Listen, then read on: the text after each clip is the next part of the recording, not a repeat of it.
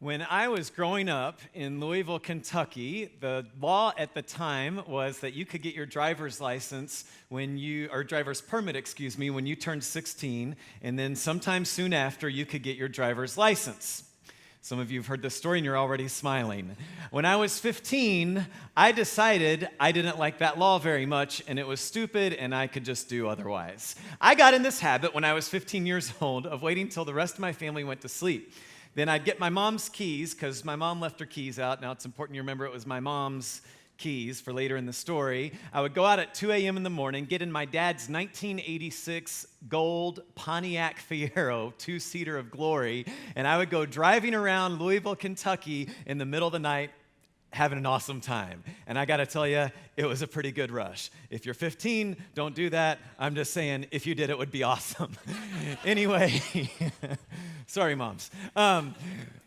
So one particular time, I pick up my buddy, and we're riding around, driving together, and we didn't drink or do anything stupid like that. We were just driving around, and every time we go get something to eat. So it was about 2 or 3 in the morning. We get hungry, and we go to one of the world's great dining establishments that Maryland has yet to discover, unfortunately, White Castle.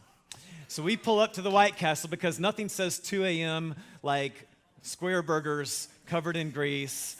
That may be the only time they taste good. Anyway, not part of the story. So we get our White Castles, and as we're getting out of the car to go in White Castle, I say to my buddy, hey, make sure to lock the door. He says, do you have the keys? I said, yeah, I got them right here. I hold up the keys, we lock the door, we shut them, we go into White Castle. After we stuff ourselves with greasy food, we come back outside. I take the key to unlock the door because for some reason there was like a different key to start the car, a different key to unlock it. I go to unlock the door, and it won't unlock. It's like, this is weird. I've used this key before on this car, not good. Let's try the other door. Wouldn't unlock. Try the trunk. Wouldn't unlock. I'm kind of freaking out at this point. I find out later that earlier that week, my dad had been dropping off my sister at school, and her backpack had gotten caught in the door and broken the lock, and he'd gotten the lock replaced, but not given a spare key to mom yet. Not good. So we realize we're in trouble. We sprint the 4 miles to my house. I tell my buddy, you wait here. I know my dad has to have a key to unlock his car, obviously. I'm sure he left it in his pants when he took his pants off and changed his pajamas. I'll go into his bedroom. I'll find his pants, get his keys. We'll go back to White Castle, come back. Everything will be just fine. So I get a flashlight, and I crawl into my parents' room with letting a sliver of light out. I go into their closet. Can't find the pants. Look on the counter. Can't find the pants. I'm going through his sock drawer, looking for his keys. Can't find the keys. I go into his bathroom, walking within 3 feet of my sleeping parents, looking for his pants with the keys. Can't find them. I open his medicine drawer because surely everybody keeps their keys in their medicine drawer. That's a logical place to look. No keys. I let the medicine drawer shut, and it kind of slams a little louder than I was expecting. I hear somebody kind of roll over in the bed, so I just freeze for about 5 minutes. Right when I think I'm in the clear, I start to take a step, and then I hear the words I will never forget. My mom says, "Freeze, I've got a gun, don't move or I'll shoot." Now this is troubling for 2 reasons. One is I am busted. The other is I am thinking, Mom, you're an idiot. I know you don't own a gun. You've never owned a gun. I don't even know if you would know how to shoot a gun if it landed in your lap. If I was a criminal, I would shoot you in the face right now. So very sarcastically, I said, don't shoot, it's me. And she responds, Carl? I said, yeah, in my sarcastic 15-year-old voice. At this point, my dad turns on the light. My mom collapses on the floor in a heap and starts bawling. And my dad just starts squinting at me. And he gets a cigarette. Son, what are you doing? I said, well, your car's up the street at White Castle, and I was looking for your keys so I could go get it and bring it home for you. And he was like, okay. And my mom still didn't quite get it. She goes, honey, what's your car doing up at White Castle? Sorry, Mom, I know you're watching online. Had to throw that in. So my dad says, go to sleep. We'll talk about this in the morning. The next morning, my sisters can tell I'm in the doghouse. They're younger than I am. I was in their rebellious teenager phase, and they can tell something's not right because everything my parents tell me to do, they're not asking, they're telling, and I'm responding, yes, sir, yes, ma'am, and obeying immediately. So they know something's wrong. We get in the van to go to church because that's what we do every Sunday. I sit in the back as far away from my parents as I possibly can. My sisters are in the middle. They can tell there's just this tense silence going on, but can't figure it out. When we get to the street where we're supposed to turn right to go to church, we go straight. One of my sisters says, hey, Dad, you were supposed to turn back there. We're going to be late for church. No response. About a half mile later, we pull up to the White Castle. My other sister says, hey, Dad, what's your car doing? Oh. And they look at me with wide eyes, and they know I'm really in trouble. So then we go to church, and I didn't get to go to the normal cool teenage service that day. I had to go to the old people service, because that's how my church was set up. I had to go to the service where everybody was in suits, and we sang hymns with an organ. And then I had to go to Sunday school with my mom, which I know you want to get people to learn about the Bible, but is there a worse name for anything in the world than Sunday school? Sorry, unrelated. So I go to Sunday school with my mom, and I sit down, and everybody's kind of looking at me like, okay, you must be in the doghouse, because why else would you come to Sunday school with your mother? At the end of the lesson time, the guy in charge says, do we have any prayer requests today? Things our class can pray for together. And so a couple people pray about their neighbor's cat or their cousin they haven't seen since the last family reunion. And then the guy says, raise your hand if you have a silent request. And if you haven't been in church, well, and I know a lot of you haven't been in church growing up, a silent request is code in some churches for, hey, we don't want you to be real, we don't want you to be authentic, we're not going to put you on the spot so you can actually build deep relationships with other people or help you carry their load, but just raise your hand and we'll pretend like we really care about you and we'll pray for you generically right now. Sorry, that's another soapbox of mine. But he says, do you have any silent requests? And my mom's hand shoots up into the sky, and everybody looks at me because they know I'm her silent request. And I think that story that happened to me a long time ago is how most of us interact with church. We're just trying to have a good time in life. We're trying not to hurt anybody else. And if we end up in church when things fall apart, we feel like all eyes are on us because we're the rule breaker that doesn't fit in. I want to tell a story from the Bible today about a rule breaker that's going to comfort us because it's going to show us that God is for people like us. It's one of the most famous stories in the Bible. If you've been in church at all, you've heard this story. It's the story of the prodigal son. Here's how it goes. It says, to illustrate this point further, and we'll come back to the point he's illustrating further, Jesus told them this story. A man had two sons.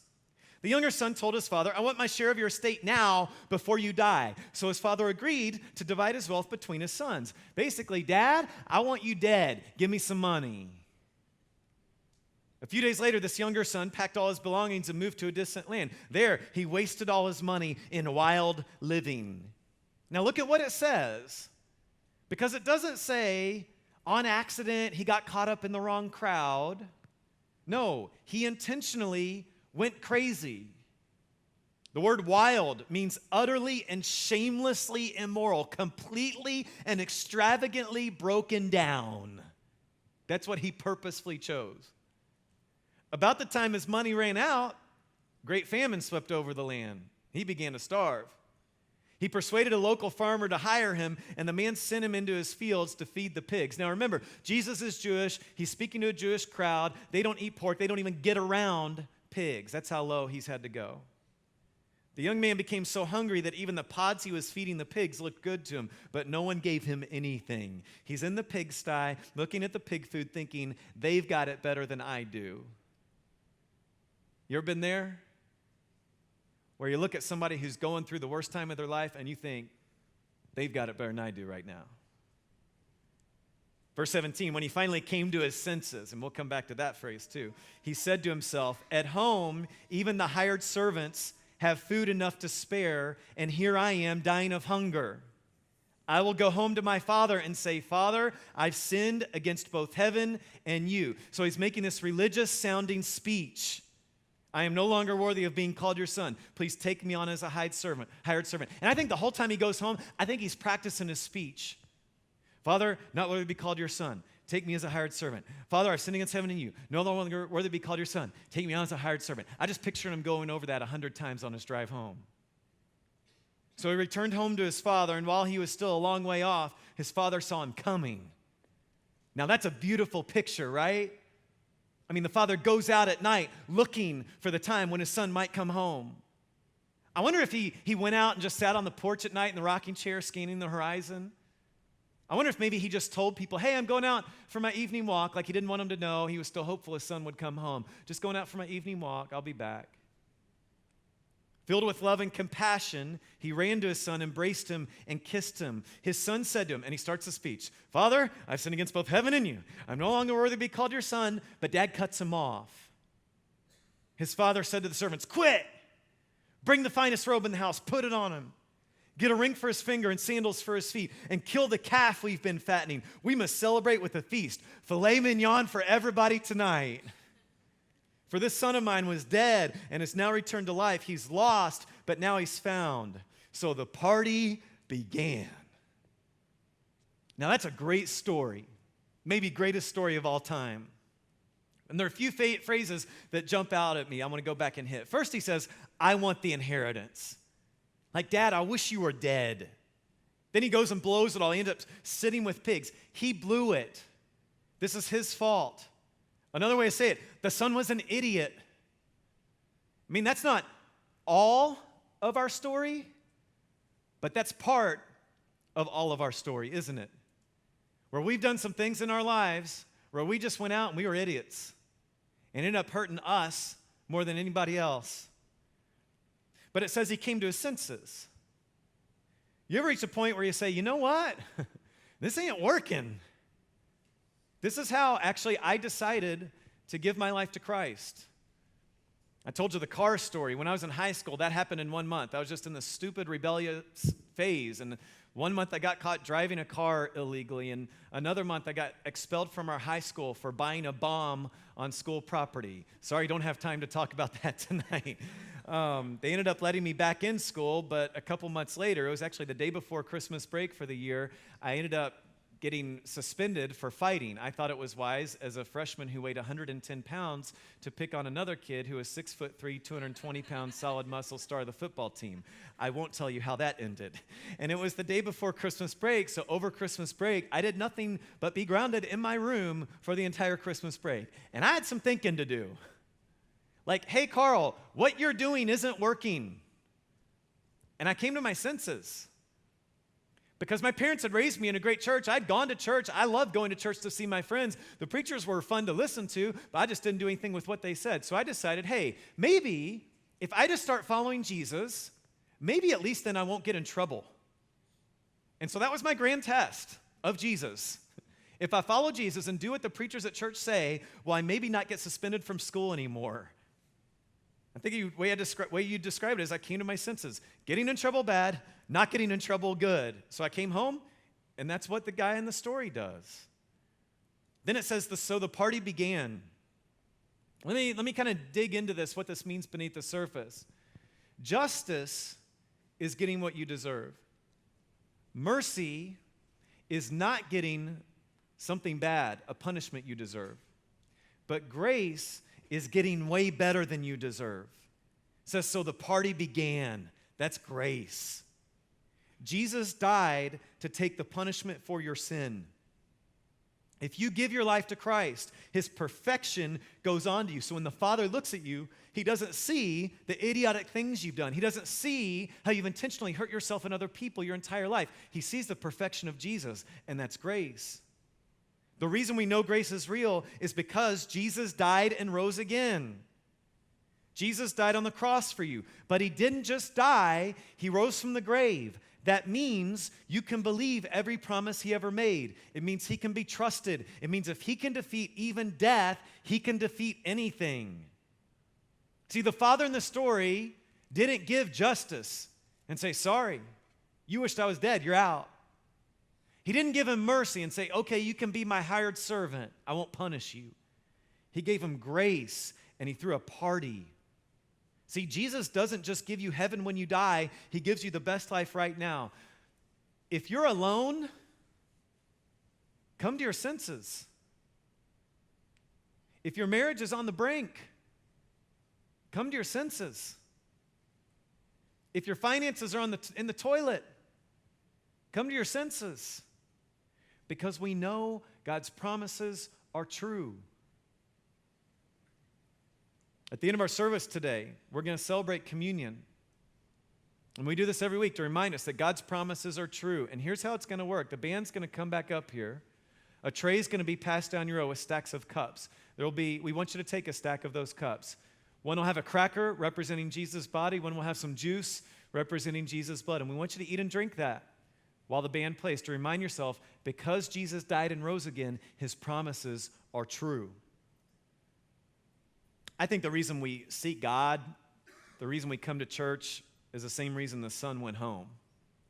Things go wrong. We need a fresh start. Things aren't working. And a lot of you, I think, are like the kid in this story. He had a pit in his stomach when he was walking home. And he was wondering, how is Dad going to react? Is he going to punch me? Is he going to say, sure, I'll hire you? He's going to say, hey, you wished I was dead. Never talk to me again. What's he going to do? And I think we have a lot of guests this weekend because we've opened a new campus. Maybe you heard a radio ad. Maybe you lost a bet, and that's how you ended up here. And when you came in, your stomach was churning. Your palms were sweaty. You're nervous that you're not going to know when to stand up, sit down, how to fit in. But all you want is a new life, a fresh start. And you're nervous, to be honest, about what you'll find. And you hear me say, hey, you can trust Jesus. It's real because he rose from the grave. But you're wondering, is it real? I mean, Carl, you say it's real, but is hope real? Are second chances real? Are these promises of new life real? Mike Breaux tells this story I absolutely love. Mike Breaux says that when his sons were young, I think they were 4 and 6 years old, that in the city where he lived, a new department store was opening. And they had advertised they were making a big blowout weekend of it. They had like all these sales and different giveaways and all types of things. So he said to his 2 sons, hey, I'm going to pack you up in the car. Let's go over to that store and see what's going on. So he goes there, and the first thing he noticed when he walked in is they had replaced the mannequins with real people. They had gone out and hired a bunch of college students. So instead of having like plastic mannequins, they had real people who are acting as mannequins. So you walk in and you see a bunch of college students just acting like that. And he said it was kind of cool. He'd never seen that before. So they're walking around, and Mike Breaux finds a shirt he's looking at. He's kind of going through, trying to find his size. And he overhears his 2 sons having a conversation. The 4-year-old says to the 6-year-old, hey, Drew. And he goes, what? He goes, the mannequin's real. And the 6-year-old, confident he always knows more than 4-year-old, says, no, it's not. It's a mannequin. Mannequins aren't real, idiot. And Drew and the 4-year-old's just looking up at it, and he says, no, it's real. I saw him breathe. And he says, no, it's not real. It's a mannequin. You're 4, I'm 6. You don't know what you're talking about. And Mike's listening to this whole conversation. And about this time, they're in the middle of this argument, and the mannequin right next to him goes, how's it going? And they freak out.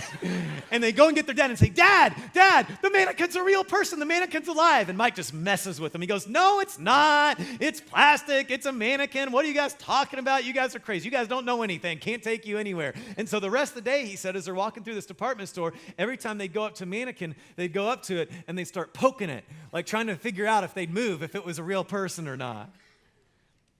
I think that's a great picture of church, because a lot of us come in wanting hope. And we're kind of poking around, wondering, is this real? Or is this plastic? Is this going to fill me with hope? Or is it going to be another place to let me down? So what I want you to see is not just that Jesus really rose from the grave, but that he's making real change in real lives today. If you're at Mosaic any length of time, you're going to see us baptize people. We dunk them underwater. And that's them accepting Christ, giving their lives to Christ to say, he's my leader, he's my forgiver. And every one of them has a story of how their life is changing because of Jesus. In fact, last weekend was the soft launch, kind of the practice church service before we opened the doors for guests for Mosaic Arundel. And we had some tech problems with our camera, but someone caught our very first baptism on phone. I want you to watch this. Brittany, I baptize you in the name of the Father, the Son, and the Holy Spirit.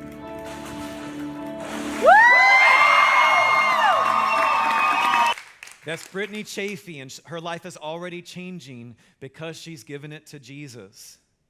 And if you're poking around to see if it's plastic, that's what happens in our groups, is we say, hey, the one condition of joining a group is you got to be real.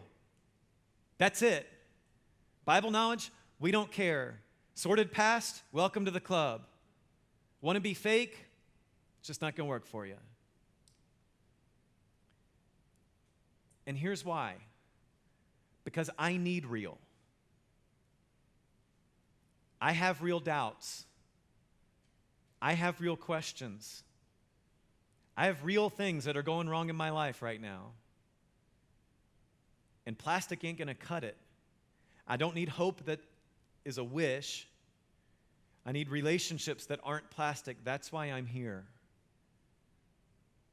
Here's how I think you could sum up this story. The takeaway of this story is this: even if you live your life in a reckless way, even if you spent your life choosing the wrong deal over and over again, even if you've hurt yourself or hurt others around you, here's the message of the story.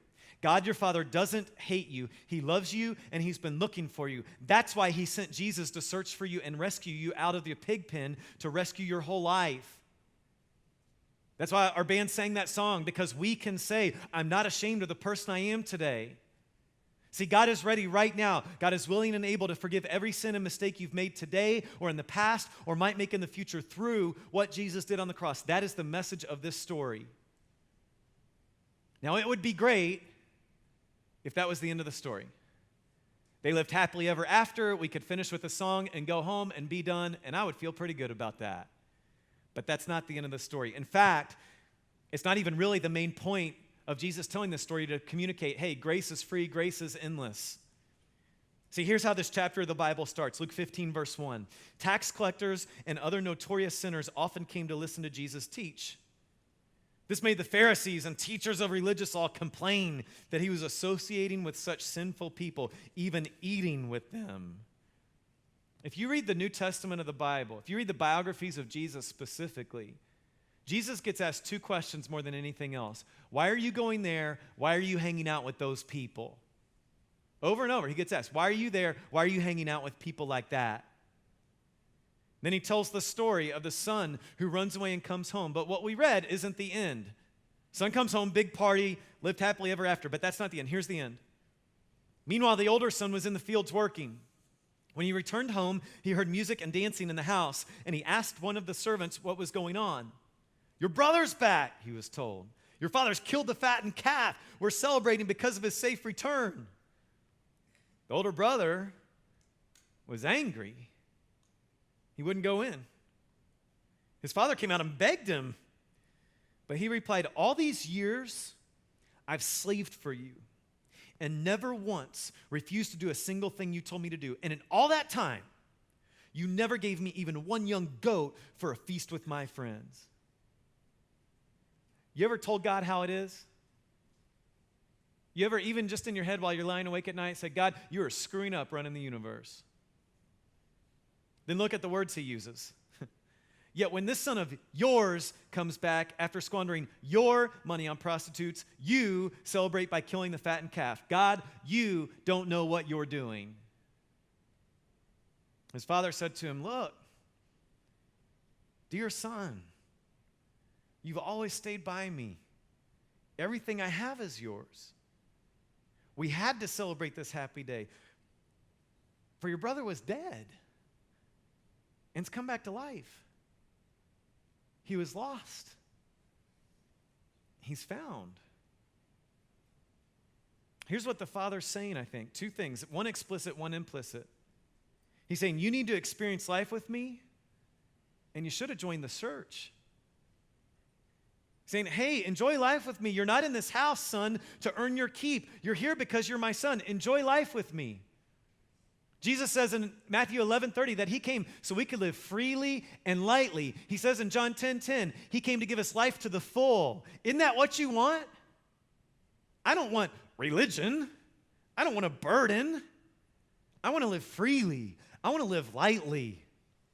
I want to enjoy my Father. The Bible says our God is a good dad who gives good gifts to His children. I want to enjoy that. I need to enjoy that. I don't need a God who exists to give me rules. Fortunately, that's not the God of the Bible. What I need is a God who's going to set me free. And fortunately, that's the God of the Bible. That's why we're not just for people who don't go to church. We are first and foremost the church. We are figuring out together what it means to live freely and lightly by giving our lives to Jesus and doing life how he teaches us. But the dad's also saying, hey, the most important thing is one of my lost kids came home, so you better believe, son, we're going to throw a party. See, Jesus said this earlier in the same chapter. In the same way, there is more joy in heaven over one lost sinner who repents and returns to God than over 99 others who are righteous and haven't strayed away. This is why, this story is why we are a church for people who don't go to church. We want to experience true life that only Jesus can offer, and we're on a search and rescue mission to help other people find it. And remember, Jesus told this story because someone had a problem with wild sons coming home. Jesus wasn't telling the story to the runaways. He was telling it to the religious. Often religious people get in the way of people coming home to God.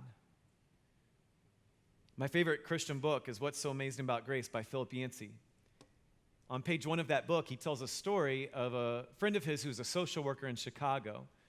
Years ago, this guy had a woman come to him seeking help. She had gotten into drugs, and to support her drug habit, had become a prostitute, sold her body so she could get high. She got into worse, more expensive drugs, couldn't afford it anymore, so she started renting out her 2-year-old daughter to men who are interested in that kind of sex because she could make more in 2 hours that way than she could make in a whole night.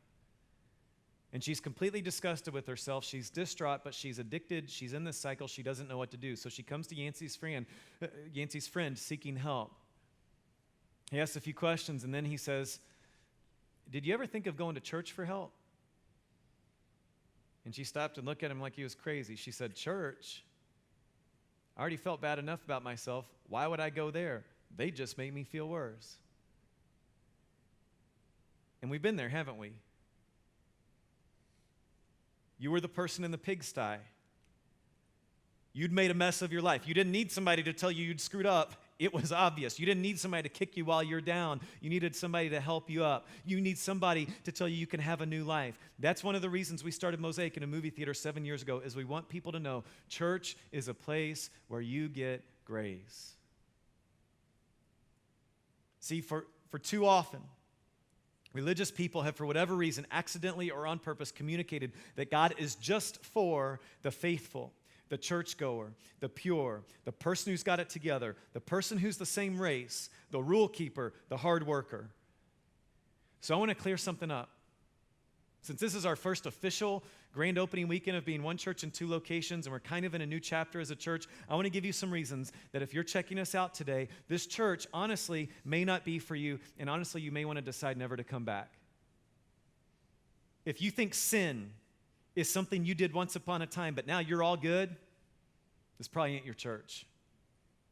If you want plastic, not your church. If you want, we don't talk about that here, this is not your church. If your most pressing issue is finding answers on predestination and how the world ends according to the Bible, probably not your church. If you just want to go deeper in your walk and don't care at all if any other people go to hell, not your church. If you just want truth and you're so concerned about being right that you've never shown grace to anybody since you became a Christian, not your church. And if you want all grace where there's no standard, who's God to tell you what to do? Just do whatever you want. Probably not your church. Let me remind you, the 2 questions Jesus gets asked more than anything else is, why are you going there? And why are you hanging out with those people? And listen, we are those people. So here's who God is for. God is for the woman who rents out her daughter. God is for the son who ran away. God's for the recovering legalist. God is for the girl who makes herself throw up. God is for the prostitute and the pimp. God's for the selfish CEO and the dropout. God's for the manic depressive and the alcoholic. God's for the homosexual and the homophobic. God is for the faithless and the fearful, for the successful and the jobless. God's for the man who thinks you're not good enough because someone did something to you and you've carried around your whole life the idea, I am not and cannot be a real man. God's for the woman who thinks you're not a woman because you can't have kids. God's for the person who's tried online dating and speed dating and everything in between, and you think your ringless finger defines who you are, that you're just not good enough to cut it. God is for every person who's ever made a mistake, for everyone who's ever had someone else force themselves on you, for every person who has regrets, shame, and pain. God is for us.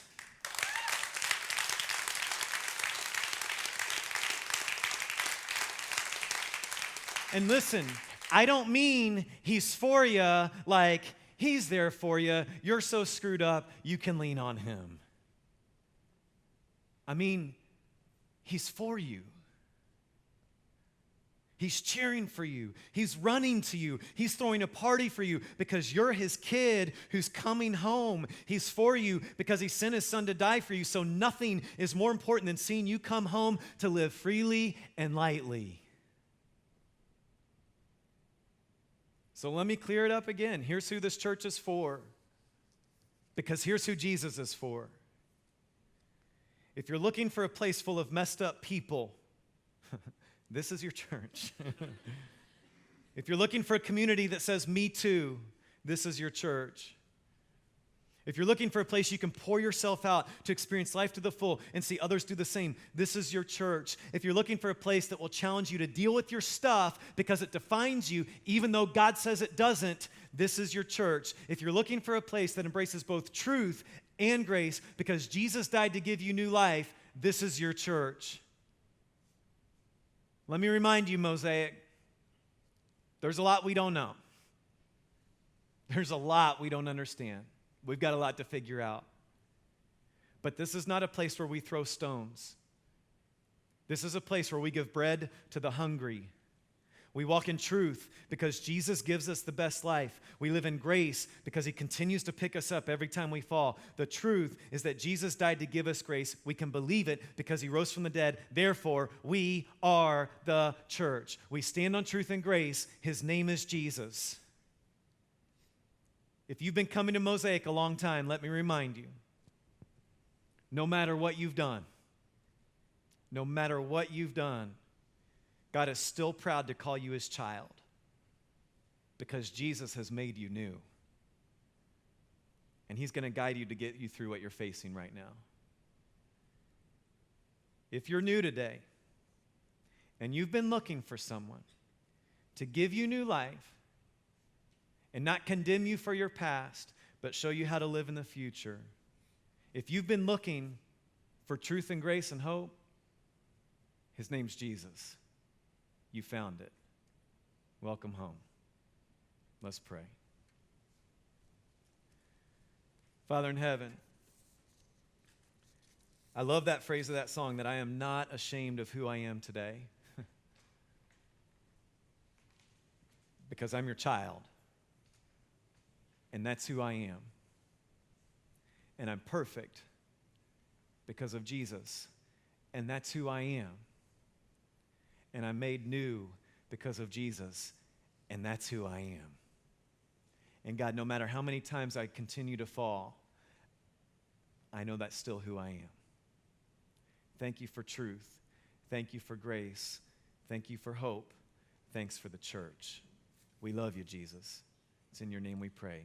Amen.